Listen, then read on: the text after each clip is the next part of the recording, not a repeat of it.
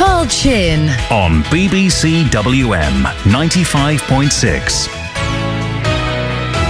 I'm really chuffed to welcome to the show now 3 people who are doing so much to give to other people. We're going to kick off first of all. We're going to come to you, Raj, in a moment, if I can, mate. And AD, come and have a chat with you both in a minute. But Manjula Patel, welcome to the show. Thank you.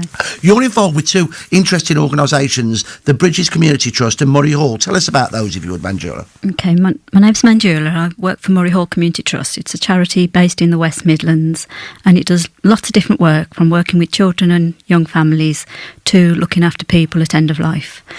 I'm the health service manager, and I manage what's called the Bridges Support Service. So we provide practical support in people's home to make sure that they can spend the last year of their life in the place where they want to be. And we do that in Sandwell and parts of Birmingham.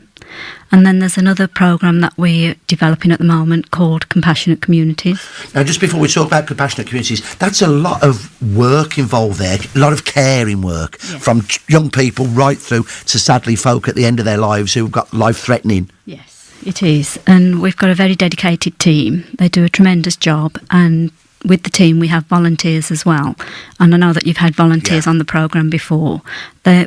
And there's a lot of goodwill in the community, and I guess that's why we're involved in Compassionate Communities. So what is Compassionate Communities all about? It's a public health approach to end-of-life care, and it encourages communities to support people who are dying, their carers and their families, and those living with loss after. I know exactly what you're talking about, because we lost our dad, sadly, 3 years ago to stomach cancer. It just was a shot out of the blue.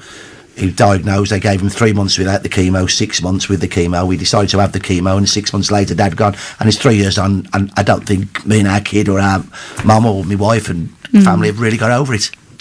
No, and I think, you know, what you've just said is probably what a lot of people would say who are bereaved, is that it's not that you get over it, you'll perhaps learn to live with it better. What we find is that, well, death and dying is a daily occurrence. And yet it's become hidden from community. And some of the work that we do with Compassionate Communities is to raise awareness about end-of-life care. Because what we have at the moment is a lot of people die feeling isolated, not able to just carry on maybe the things that they needed to do, because the community, in a way, have lost the language of even how to talk to people. Do you know what you're saying there is so important? You know, we look at ourselves as such a sophisticated society in the Western world, but we can learn so much from traditional societies about the fact that, like you said, Manjula, death is sadly a part of life. It's a massive part of life. And, you know, traditional societies have ways of the community coming together to cope with that, don't they? Yes, and that's the aim of Compassionate Communities, is to do more of that. I think in the last century we've been really fortunate that science has advanced to the point that we're all living longer and we're living much healthier than we ever did. However, in that process we almost gave up death and dying to the medical world. We took it out of the community and put it over there. And we don't, and especially for a lot of younger people, they don't know how to cope with death, because it's so unusual for them in their life experience, isn't it? It is, and some of the work that we're doing is to make people feel more comfortable with end-of-life issues. So although you might think that talking about death and dying is perhaps not the most joyous of things, but if you take care of things and you can live as well as possible to the very end, rather than maybe getting to the end and then feeling isolated. I haven't done this and I haven't done that, and I want to do this and it's too late now. And it's also about members of families. Sometimes it's difficult, I think, especially with sons and fathers, to articulate how much you love each other. But it's also giving that time, is it, to learn how to say I love you and talk about the things you want to say now rather than when it's too late. Yes. So it's to make people more comfortable about talking about. So how are you I mean, this is a massive field. Yes, it is. And it's a very emotional sphere of life. How are you handling this? How are you working it together?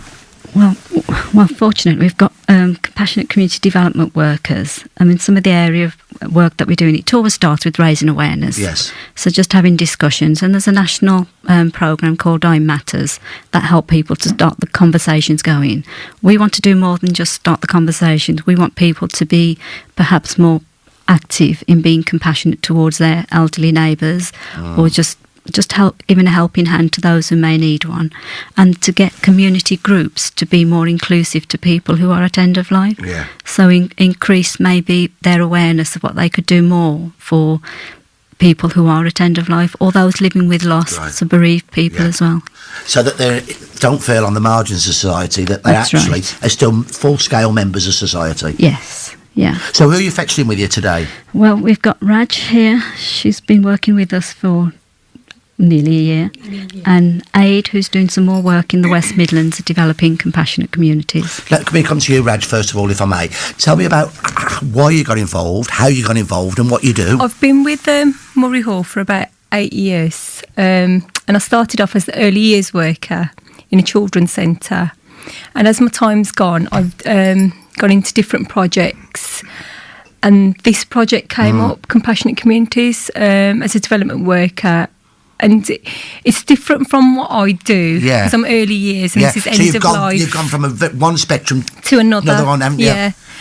But as I've gone into my role, I've done a lot of work with children on the subject of death and dying and loss, because we think that children don't feel it, but they lose people in their lives. They lose their grandparents, they lose pets, they lose their favourite teddy that they've even that emotion for them. You're right, Raj. So the project that we've been doing is with Ormiston School in Tividale. Yeah. And me and Aid have been going in, and we're capturing images of compassion. And through that, a lot of the children have been talking about it, talking about grandparents that they've lost, the elderly couple that live in their street. They've gone now. Community. And what we're trying to do is if we plant the seeds at an early age, when they become adults, it'll be in them. Yeah. So they'll know about compassion. And compassion isn't a taught thing. No. But I think we're having to teach compassion. And that's quite difficult, isn't it, as you say, because it's an emotion. Yeah. How do you teach an emotion? Emotion, yeah. I mean, we've all got it. We've just got to find it. Yeah. And what you've said there's a couple of very important points. I think one about the importance of the visual for young people. Yeah. It's very much a visual world today. Yes. Everything is about seeing something. So to show them images of compassion. Well, they're capturing the images. So Aid's taught them to use a camera. Right, we'll talk with Aid about that in a moment. So they've gone out and captured, and some of the images are absolutely beautiful. The other thing that struck me as well is the way that you tie in the images then to speech. You know, we talk a lot about, I come from a big, rumbustious, working class Brummie family on both sides who told stories. Yeah. So my kids know about my great-grandparents. And I think... Do you know what I mean? I think children are losing that now. They're losing... Nobody's telling them stories. Yeah. It's like we grew up with stories when Dad came here, and the compassion that he... My parents are from India. So they're Jalandhar, are they? Punjab, Jalandhar, yeah. And your people would be Gujarat, would they? That's right. Yeah. You're very good. I should be, after all these years, learning about who we all are in this region. Yeah. But we're all together, aren't we? But we've got to learn those stories. And that's what we're trying to do. I mean, I've gone out to Agewell and picked up narratives from Agewell and the things. And I remember one of the ladies, which made us giggle. She said, somebody came and cleaned all the snow off my drive. And do you know who it was? And we're like, well, does it matter? It does. Yeah. So you're obviously getting a lot out of it, Raj. Yeah, I'm getting a lot out of it. I mean, I didn't know I was doing something that was around compassionate communities until I joined the project with my neighbour, just knocking on her door and saying, are you okay? Are you all right? Do you need anything? And she said, well, the people before you, they were here 11 years and not once did they ask me if I needed some milk or bread, and, you know, you've only moved in 2 days ago and you're asking. And look, you see, she said, I can't do 3 minutes. I can't do 5 3 minutes there. Look at that. Poor old Dave's desperate trying to say something. He's got a minute. I've got a minute and a half, mate. She took 3 of your minutes. Hey, tell me about how you got involved in it. Then talk me through the imagery with the youngsters, the camera work. Okay. I'm actually a trained youth and community worker. So I spent 18 years running various youth and community projects around the Birmingham area. 10 years ago, I gave that job up and set up my own professional photography and filmmaking business.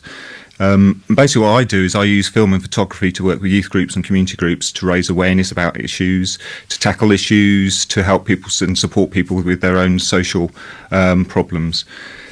as far as this project goes, I was approached back in 2008 to run a big project called Saying the Unsayable, which was all about trying to encourage people to talk about death and dying. As Manjula was saying earlier on, that doesn't really happen in our society at the moment.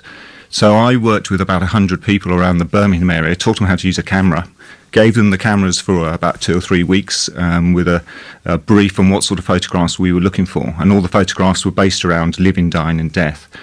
The results that we got back from them were absolutely fantastic. Not just the photos, but the comments which went with the photos. Yeah. Again, it's this issue of bringing the word to the image. That's right. So we had a 3-day exhibition in Birmingham City Centre, which went incredibly well. We then produced a resource pack from these images, which I now run workshops on. Basically, if you like, train people how these resource packs can be used in communities, in schools, so that these photographic images can be used to encourage people to talk about death and dying in a fairly informal and relaxed kind of way. From that, I was then asked to do some work around compassionate communities. So what I'm doing is I'm using my photography and filmmaking skills, if you like, to work with groups and people around the Birmingham area, but also around Sandwell, and trying to raise the awareness of what a compassionate community is all about. So some of that is about getting sound bites from people who are either being compassionate themselves and offered support to someone, or received it. Yeah. So we're doing little video sound bites, and those are going to be on the website soon. As Raj was saying, we're doing a lot of work with Ormiston Academy, where they're producing the photographs. They've already produced some great stuff already. And we've got an exhibition of their work coming up the week beginning the 13th of May at the Public in West Brom. Fabulous. And that's all part of the Dying Matters Week. Let me know about that so I can just mention it on the show for you the week before. Okay. What do you think you've got out of it as well? Because I think this is so important. It's not only that we're giving, but we need to receive something as well, positively. I think that's really, really important. And I certainly feel positive about it, especially when through the images that people take, it opens up things for them which they may have been hidden or they weren't able to talk about. An very quick example was a family that came to the exhibition. The father's dad had died sometime before, about 3 years before, and was unable to talk about his death and his granddad anymore. That was upsetting to the granddaughter, who wanted to talk about her grandfather. During the exhibition, because of the imagery that they saw, her father actually started talking about his dad for the first time in 3 years, which then meant the daughter could start talking about her granddad who had died. Yeah. And the mother came up to me afterwards and thanked us. She said that, it's something we've wanted all this time, and your exhibition, the work that's been produced here, has enabled that to happen. Well, congratulations, Aid and Raj, on what you're doing. I think it's such important work, and it's so difficult to put a handle on it because it's about emotions, but you've done so successfully here. Manjula, if people are listening and want to find out more or get involved, you're looking for more volunteers, are you? We are.